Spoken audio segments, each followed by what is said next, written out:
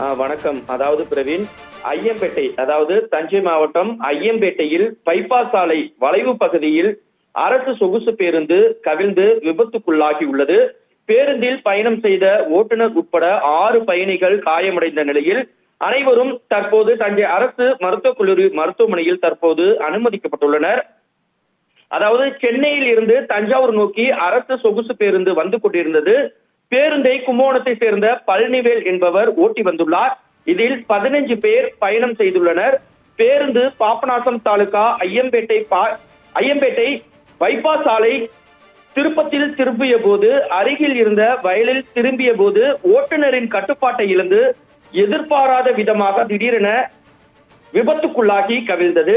இதில் பேருந்தில் பயணம் செய்த ஓட்டுநர் பழனிவேல் உட்பட 6 பேர் பலத்த படுகாயமடைந்து சிகிச்சைக்காக 108 ஆம்புலன்ஸ் மூலம் தஞ்சாவூர் மருத்துவக் கல்லூரி மருத்துவமனைக்கு அனுப்பி வைக்கப்பட்டு சிகிச்சை பெற்று வருகின்றனர்.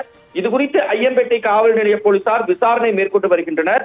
மேலும் தற்போதைய தகவலின்படி தஞ்சை மருத்துவக் கல்லூரி மருத்துவமனைக்கு கொண்டு செல்லப்பட்ட பலத்த காயமடைந்த 7 நபர்களில் ஒருவர், அதாவது தஞ்சாவூர் காசவளநாடு புதூர் கீழத்தெருவை சேர்ந்த ராஜேந்திரன், இவர் சிகிச்சை பலனளிக்காமல் உயிரிழந்துள்ளார். மற்ற காயமடைந்த 6 நபர்கள் சிகிச்சை பெற்று தற்போது வருகின்றனர். பிரவீன், தஞ்சை மாவட்டம் ஐயம்பேட்டை அருகே பேருந்து பள்ளத்தில் கவிழ்ந்து விபத்துக்குள்ளாகி இருக்கிறது.